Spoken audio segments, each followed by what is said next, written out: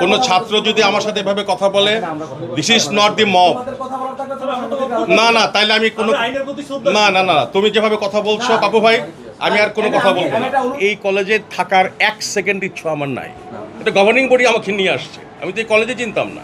সেনাবাহিনীর একজন retired officer আমি, এটা আপনারাও এটার বাস্তবতা বুঝবেন, অবগত আছেন। যেখানে ঘুষ দিয়ে আমি নিয়োগ পাবো, এটা ঘটনাটা মানে সম্পূর্ণ বানোয়াট এবং মিথ্যা, এক নাম্বার। আরেকটা হচ্ছে ছাত্রদের বেতন বাড়ানো এবং বেতন কমানো, এটা একদমই গভর্নিং বডির সিদ্ধান্ত। এটা প্রিন্সিপাল ইচ্ছা করলে কারো বেতন বাড়াতেও পারে না, কারো বেতন কমাতেও পারে না, ঠিক আছে। এবং যে কোনো ধরনের অভিযোগ বা কোনো কিছু হলে যে কোনো ছাত্রই কিন্তু আমার কাছে আসে। ওরা যারা আছে এখানে, ছাত্ররা আছে যেখানে আছে, ওদের জিজ্ঞেস করতে যে কোনো ছাত্র আসলে তো আমি কারো কোনো বেতন যদি, আবার প্রিন্সিপালের কিন্তু বেতন মাফ করারও কোনো ক্ষমতা নেই। এখানে একটা মৌকুফ কমিটি আছে, যেটা প্রিন্সিপাল করতে পারে সেটা হচ্ছে কারো যদি ফর্ম ফিল আপ করতে টাকা পয়সার অসুবিধা হয়, সে একটা অ্যাপ্লিকেশন করে, ডিপার্টমেন্টের হেড এটা রিকমেন্ড করে, সেক্ষেত্রে তার কিছু টাকা বকেয়া রেখে, যেটা সফটওয়্যারে থাকে, বকেয়া রেখে আমরা অনেক সময় তাকে ফর্ম ফিল আপ করার সুযোগ দিই, যাতে করে তার পরীক্ষাটা দিতে। এমন কোনো এক্সাম্পল এখানে নাই যে টাকার অভাবে কোনো ছেলে এখানে পরীক্ষা দিতে পারে নাই। অনেক এখানে আসলে ডিপার্টমেন্ট ভিত্তিক তো একটা কলেজ, ইউনিভার্সিটি কলেজ, এখানে 27টা ডিপার্টমেন্ট আছে। ডিপার্টমেন্টের কিছু অনেক সময় ইন কোর্স পরীক্ষার ক্ষেত্রে এরা কিছু টাকা পয়সা, তারপরে আমি এটা কন্ট্রোল করার চেষ্টা করি, এবং যে কোনো জায়গায় যাতে করে ছাত্রদের উপরে কোনো প্রেশার না হয়। অনেক সময় দেখা গেছে, এগুলো আমি অনেক জায়গায় বন্ধও করেছি, হ্যাঁ বন্ধও করেছি, যে কোনো ডিপার্টমেন্ট কোনোভাবেই এখানে কোনো অতিরিক্ত টাকা নিতে পারবে না। উন্নয়নটা হয়েছে যেমন এখানে টিচারদের আসা যাওয়ার ব্যাপারে, কর্মচারীদের আসা যাওয়ার ব্যাপারে কোনো নিয়ম শৃঙ্খলা ছিল না। এখানে আমরা বায়োমেট্রিক্স লাগিয়েছি। 9টার সময় কিন্তু প্রত্যেকটা শিক্ষকের আসতে হয়, 2:30টার সময় যেতে হয়। হ্যাঁ, এই সবচেয়ে বড় যে জিনিসটা একটা প্রতিষ্ঠানে চালানোর জন্য সবচেয়ে বড় দরকার হচ্ছে শৃঙ্খলা, ঠিক আছে। সেই শৃঙ্খলাটা আনার চেষ্টা করেছি প্রথমে। আরেকটা বিষয় ছিল, ধরেন কলেজের কোনো সহশিক্ষা কার্যক্রম ছিল না। ছাত্রদেরকে কলেজে আনতে গেলে পড়াশোনার পাশাপাশি সহশিক্ষা কার্যক্রম কিন্তু করতে হবে। এই কলেজের ইতিহাসে প্রথম প্রমিত বাংলা উচ্চারণের উপরে ওয়ার্কশপ হয়েছে। এই কলেজে প্রথম একটা ডিবেট টিম গঠন করে ডিবেটের উপরে ওয়ার্কশপ হয়েছে। আমরা এখানে কালচারাল ফেস্টিভ করেছি, প্রত্যেকটা কালচারাল ফেস্টিভ করেছি। নবীন একটা মিনিট বলি আমার, আচ্ছা বলতে দাও। উন্নয়ন মানে কি প্রিন্সিপাল 1,20,000 টাকা ব্যক্তিগত মামলার জন্য খরচ দিবে? তুমি এরকম কথা বললে আমি কথা বলবো না। কোনো ছাত্র যদি আমার সাথে এভাবে কথা বলে, this is not the mob. না না, তাইলে আমি কোনো না না না তুমি যেভাবে কথা বলছো বাবু ভাই, আমি আর কোনো কথা বলবো না। একটু বাইরে যেতে হবে, এখানে আমি ছাত্র থাকি।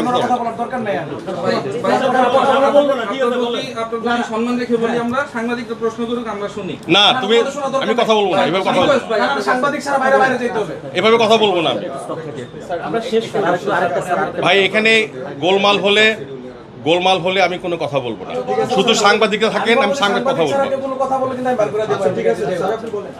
একটা কোশ্চেন স্যার, কোশ্চেন হচ্ছে, আমরা যতটুকু জানি সেটা হচ্ছে আপনার এখানে নেম প্লেট খোলার কারণে আপনার একটা স্টুডেন্ট 4th ইয়ারের জাকির হাসান, ওনার নামে হচ্ছে যে ওয়ারেন্ট পর্যন্ত জারি হয়ে গেছে, আমরা যতটুকু জানলাম। তো এটা আসলে একটা স্টুডেন্ট হচ্ছে যে টাকা পয়সা দিয়ে পড়াশোনা করে, স্টুডেন্টের টাকা পয়সা দিয়ে মানে কলেজে সকল। তুমি কি সাংবাদিক নাকি ছাত্র? আমি স্টুডেন্ট, আমার জানার কোশ্চেন। না না না, আমি তো সাংবাদিকের সাথে কথা বলছি। I want to talk to the সাংবাদিক অন। না না, সাংবাদিক ছাড়া আমি কোনো কথা, বাবু ভাই আমি আই ডোন্ট। আমি ইনসিকিউর ফিল করেছি।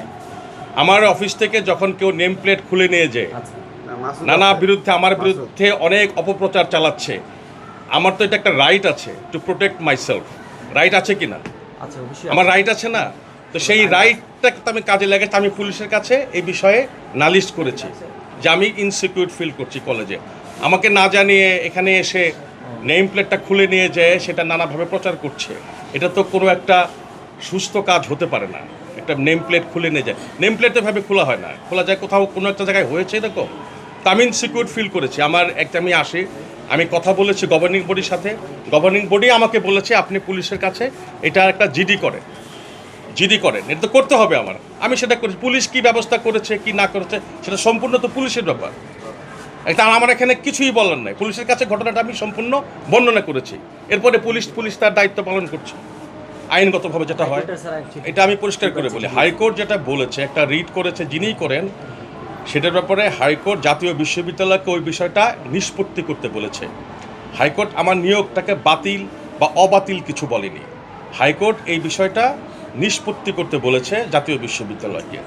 জাতীয় বিশ্ববিদ্যালয় যেটা করেছে সেটা হচ্ছে এইখান থেকে তারা গভর্নিং বডির মিটিং করে, যেটা জাতীয় বিশ্ববিদ্যালয়ের যেটা নিয়ম, যে এই প্রতিষ্ঠান থেকে 10 জন সিনিয়র শিক্ষক থেকে 3 জন শিক্ষককে পাঠাতে বলেছে, এবং বলেছে যে আমার এই নিয়োগটা যিনি যখন অ্যাক্টিং প্রিন্সিপাল ছিলেন তার দায়িত্ব ছিল যে আমার নিয়োগের ব্যাপারে, যখন আমি তো আর এখানে ইচ্ছা করে আসি নাই, এটা গভর্নিং বডি আমাকে নিয়ে আসছে, আমি তো এই কলেজে চিনতাম না, নিয়ে এসে গভর্নিং বডি এর যে সিদ্ধান্তটা সেইটা অনুমোদনের জন্য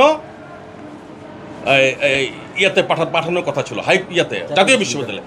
এইটা করতে একটা গ্যাপ হয়েছে। মূল সমস্যা কিন্তু ওখানে, ঠিক আছে, মূল সমস্যা ছিল ওখানে। তো গ্যাপ হওয়াতে এটা আমরা আবার হাইকোর্ট যখন এই বিষয়টা বললো, চিঠি দিল জাতীয় বিশ্ববিদ্যালয় আমার নিয়োগের ব্যাপারে, তখন গভর্নিং বডি এটাকে আমি তো রিট করি নাই, এটা গভর্নিং বডির সভাপতি রিট করেছে। আমার রিট করার তো কোনো ক্ষমতাই নাই। এটা গভর্নিং বডির পক্ষে সভাপতি রিট করেছে জাতীয় বিশ্ববিদ্যালয়ের ওই আদেশের ব্যাপারে।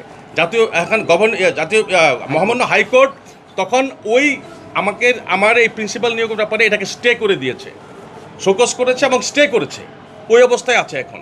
এরপরে আমরা জাতীয় বিশ্ববিদ্যালয়ের ভিসির সাথে দেখা করেছি, আমি গিয়েছি, উনি গিয়েছে, গভর্নিং বোর্ড সভাপতি গিয়েছে। যাওয়ার পরে উনি ভিসি মহোদয় উনি বলছেন ঠিক আছে আমরা এটা সমাধান করছি, ঠিক আছে দেখা যাক কী করা যায়। এবং কলেজ ইন্সপেক্টরের সাথেও আমরা কথা বলেছি। এই না উনি পুলিশের তো আপনি থাকেন এখানে, আমাদের আরো ফোর্সের পুলিশের লোকজন আছে না, ওদেরকে আসতে বলেন এখানে এই অবস্থার। এবং আমি ইন্সপেক্টরের সাথে কথা বলেছি, সব কিছু ঘটনা বলেছি। একটা তদন্ত কমিটি, সদস্য তদন্ত কমিটি জাতীয় বিশ্ববিদ্যালয় আসছিল এখানে, ওনারাও তদন্ত করে গেছে যে ওনারা রিপোর্টটা রেডি করছে যে কি এটার ব্যাপারে কী সিদ্ধান্ত নেওয়া হয়। এটা এখন এই অবস্থার মধ্যে আছে। এই জায়গায় এই কলেজে থাকার 1 সেকেন্ড ইচ্ছা আমার নাই। এটা তো আমার জন্য জায়গা না, ডিসকমফোর্ট। আচ্ছা শোনো, কথা বলতে দাও, আমি তো ওনার সাথে কথা বলছি, বেদবি করা যাবে না তো।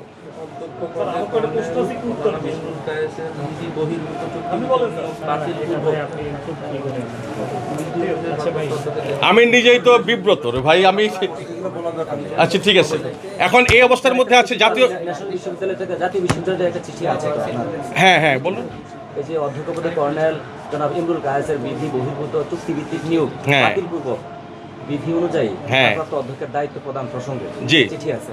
হ্যাঁ, এই চিঠির এগেইনস্টে তো গভর্নিং বডি রিট করছে, হাইকোর্টে রিট করেছে, এইটার এগেইনস্টে তো রিট করেছে।